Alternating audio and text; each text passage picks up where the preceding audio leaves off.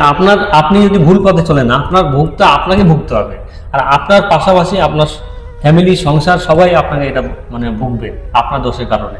চড়া সুদে হাই সুদে কারা টাকা নেয়? যাদের ইনকাম কম, গরিব মানুষ, যারা কোনো দিশা পায় না কিভাবে কী হবে, তাদের হয়তো ইনকাম কম কিন্তু তাদের খরচা একটু বেশি, তারাই চড়া সুদে টাকা নেয়।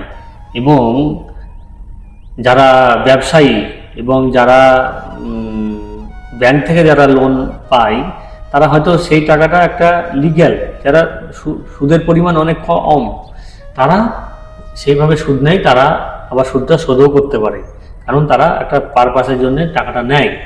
কিন্তু গরিব মানুষ, তাদের কি হয়, তাদের ইনকামটা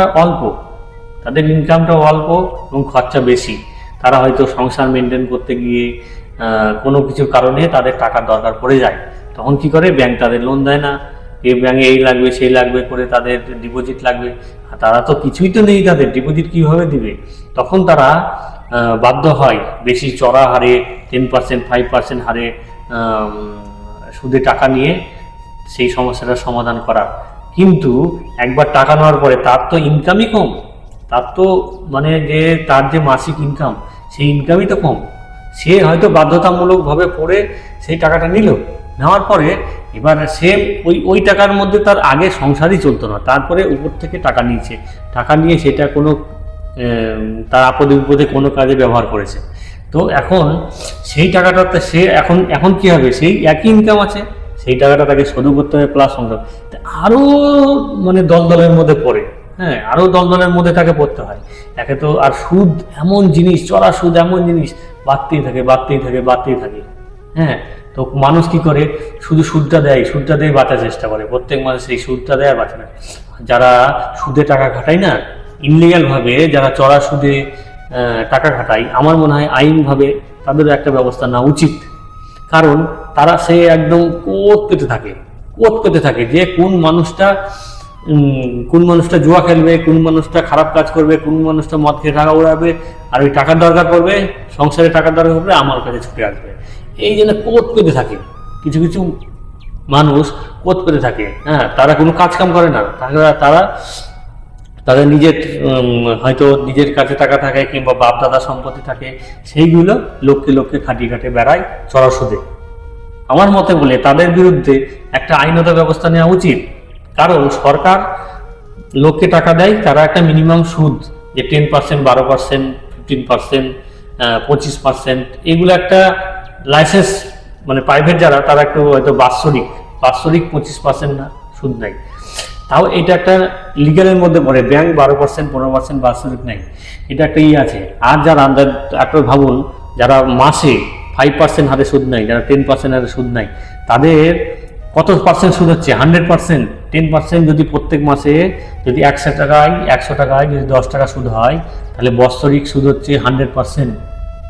আর 5 টাকা হারে যদি সুদ নেয়, মাসে 60%, মানে বছরে 60%। এটা প্রচুর, ব্যাংক থেকে 3 গুণ 4 গুণ হারে সুদ নিচ্ছে। আর তারা এই গরিব মানুষদেরকে টার্গেট করে, যারা হয়তো অর্থনৈতিক দিকে পিছিয়ে, আর তারা ঠিকই জানে যে এ বিপদে পড়বে, এ কোনোদিন বিপদে পড়বে, তাকে সঠিক পথ দেখানো, তাকে সঠিক রাস্তা দেখানো, সেটা দেখাবে না। তাদেরকে ওই কোত পেয়ে থাকে, আর টাকা যখন নিতে আসবে, আর তারা দেখবেন, আর যারা সুদেরই করে দেখবেন, তাদের একটা পাওয়ার থাকে যে টাকা আদায় করার না, তাদের একটা পাওয়ার থাকে। তারা দেখবেন হয়তো তাদের লাঠির জোর আছে, তাদের একটা আছে, তারাই দেখবেন এইসব কাজগুলো করে দিয়ে সাধারণ মানুষকে। ওটা উপকার না, ওটা সাময়িক মনে হয় যে এটা উপকার করলাম, মানে আমাকে ও টাকাটা দিল, আমার খুব উপকার হলো না, উপকার হলো না। আপনার যেটুকু ইনকাম আপনি সেভাবে চলবেন। আমি প্রত্যেকটা যারা অর্থনৈতিকভাবে পিছিয়ে, যারা হয়তো যাদের ইনকাম কম, আপনার যেমন ইনকাম আপনি তেমনি চলুন। আপনার সুদের টাকা নেওয়ার তো দরকার নেই, আপনি সুদের টাকা নিতে যাবেন কেন? আপনার যেটুকু ইনকাম, আপনার 15,000 ইনকাম, আপনি 15,000-এর মধ্যে আপনি ম্যানেজ করুন। আপনি 10,000 টাকা খাওয়া দাওয়ার পিছনে খরচা করুন, 5,000 টাকা আপনি আপনার কোনো আপদ বিপদের জন্য সঞ্চয় রাখুন। আপনার 20,000 ইনকাম, 25,000 ইনকাম, আপনি 5,000 টাকা প্রত্যেক মাসে আপনি আপদ বিপদের জন্য একটা এক্সট্রা রাখুন, আর প্লাস ওই টাকার মধ্যে আপনি করুন। আপনার তো লাক্সারি জীবনযাপন করার দরকার নাই।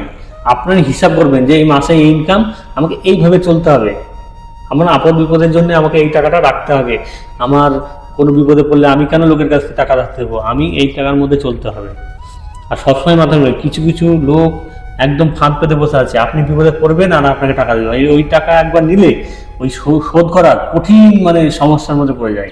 এমনি তো মানুষ যখন 12%, 15%, যা হোক 20% হোক বাৎসরিক সুদ, বছরের কথা বলছি, সেইগুলো তাও একটা সপ্তাহে সপ্তাহে একটা সিস্টেম থাকে, একটা মাসে মাসে সিস্টেম থাকে। সেই সিস্টেমে আপনার কি হয়, 1 বছর 2 বছর পরে তাও সেটা একবারে পুরোপুরি শোধ হয়ে যায়। সুদে টাকা নিলে কি হয়, সুদবালারা চায় যে এ যেন কোনোদিন আমার টাকা না শোধ করুক, এ মাসে মাসে আমার সুদটা দিক, বাস ওদের একটা মাস কাবারি, একটা মাসে মাসে একটা ইনকাম হয়ে যায়। ও জানে আমার এটা বাচ্চা পাততেই থাকুক, বাচ্চা পাততেই থাকুক, বাচ্চা পাততে থাকুক। ও কোনোদিনই বলবে না যে হ্যাঁ এইভাবেই করে এই এতদিনে শোধ। কিছু কিছু হয়তো বললেও বলতে পারে, কিছু কিছু যারা ইটের কাজ করে তারা হয়তো সেটা বললেও বলতে পারে যে প্রত্যেক সপ্তাহে সপ্তাহে এই টাকাটা দিবা, তাহলে তোমার 6 মাসে শোধ, 1 বছরে তোমার এই টাকাটা শোধ হয়ে যাবে, এটা বলতে পারে। কিন্তু বেশিরভাগই চাই যে টাকাটা দিয়ে সে সুদ দিক, বেশিরভাগই চাই যে এটা প্রত্যেক মাসে মাসে আমাকে সুদ দিয়ে যাক, তাই দেখ। এইভাবে কিছু কিছু লোক এভাবে ফাঁদ পেতে বসাচ্ছে। কিন্তু আপনাকে সতর্ক হতে হবে, আপনার যদি জীবনে চলার পথে ভুল থাকে, আপনার যদি চাল চলার ভুল থাকে, হ্যাঁ, আপনার খাটুন, ইনকাম করুন, সৎভাবে চলুন, এক্সট্রা টাকা খরচা করবেন না। ধরেন মদের পেছনে, মদ যদি খান, নেশা ভান করেন, বিড়ি সিগারেট যাই খান, এতে একটা এক্সট্রা পরে লটারি টিকিট কাটুন, যাতে এতে এক্সট্রা টাকা চলে যায়। সেই টাকাটা যদি আপনি সংসারে কাজে লাগান, আপনার সন্তান হোক, তাদের জন্য কিছু করুন, তাদের জন্য যদি কিছু নিয়ে আসেন, তাদের জন্য কিছু টাকাটা জমান, তাহলে আপনার অনেক উপকার হবে। তারা মাসকালে দেখবেন আপনার 3-4 হাজার টাকা ফালতু খরচা হয়, এক্সট্রা আপনার মাস গেলে 3-4 হাজার টাকা খরচা হয়ে যায়। তো সেই টাকাটা যদি আপনি না করেন, ওইসব, তাহলে আপনি যদি ভুল পথে চলেন, আপনাকে ভুগতে হবে। আর আপনার পাশাপাশি আপনার ফ্যামিলি, সংসার সবাই আপনাকে এটা ভুগবে আপনার দোষের কারণে। কৃষ্ণ, এটা মাথা রাখবেন। হরে কৃষ্ণ, হরি।